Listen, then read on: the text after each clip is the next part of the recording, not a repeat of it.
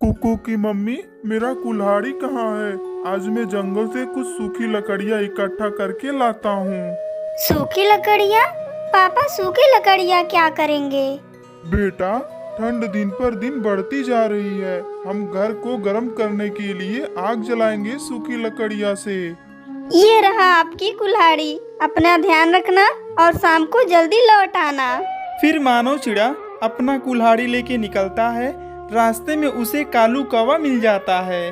मानव चिड़े, मुझे भी लकड़ियाँ लेने जाना है अपने लिए। मुझे भी अपने साथ ले चलो। मगर तुम्हारे पास कुल्हाड़ी तो नहीं है। यार, मैं तुम्हारी कुल्हाड़ी से काट लूंगा।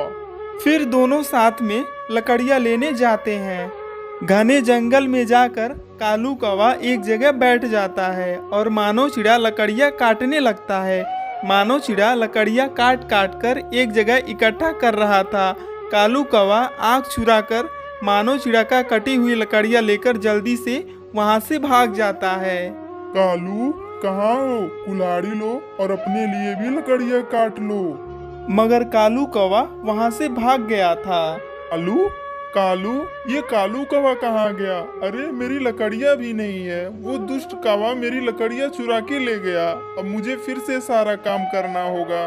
मानव चिड़ा फिर से लकड़ियाँ काटने लगता है और ऐसे ही काम करते करते शाम हो जाता है। तेजी से लकड़ी काटते हुए मानव चिड़ा के हाथ से कुल्हाड़ी छूट जाता है और उसके पंख पर लग जाता है। खून बहने लगता है और मानव चिड़ा वहाँ नीचे गिर जाता है। जब शाम तक रानू चिड़िया का पति घर लौटकर नहीं आता है तो रानू चिड़िया चिंतित हो जाती है। कुकू बेटा, आपके पापा अभी तक नहीं आए। मुझे उन्हें देखने जाना होगा। मगर मम्मा, बाहर तो रात हो गया है। आप कैसे जाएंगी? कुकू बेटा, आप चिंता मत करो। मैं लालटेन ले जा रही हूँ अपने साथ। फिर रानू चिड़िया अपना लालटेन लेके निकलती है, इधर उधर देखती है और फिर कालू कौवे के घर जाती है। हाँ रानू चिड़िया, क्या बात है? मेरे पति अभी तक नहीं लौटे।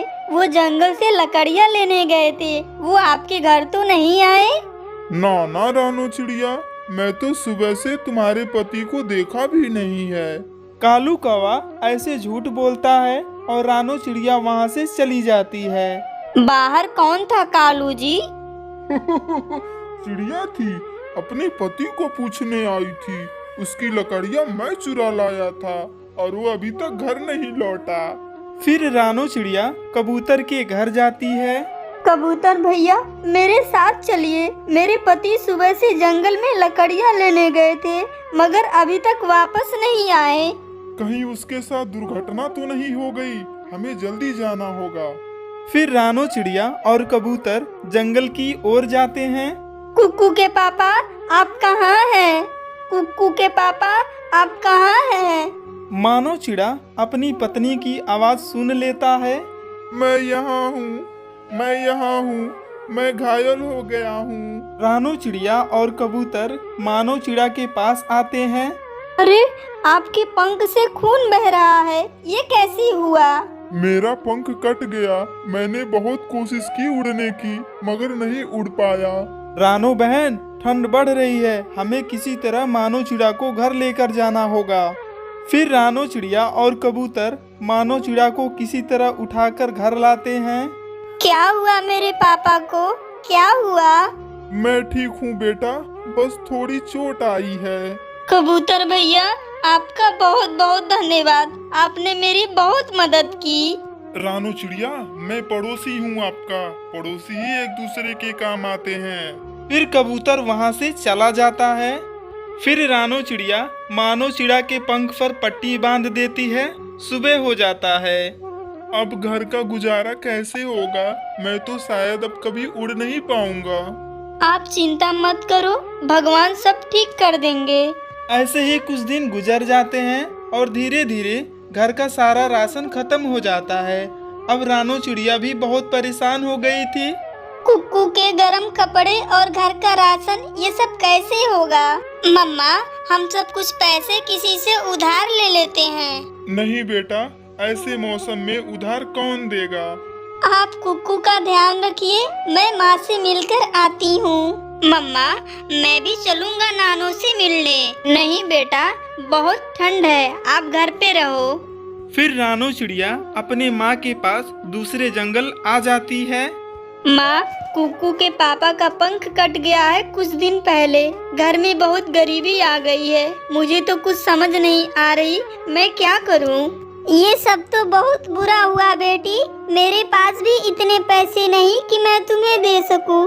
रानो बेटी, आप कोई छोटा मोटा काम करो जिससे घर की गुजारा हो सके। माँ, मैं गाजर का हलवा बहुत अच्छा बना लेती हूँ, क्यों ना मैं गाजर का हलवा बनाकर बेचने लगूं।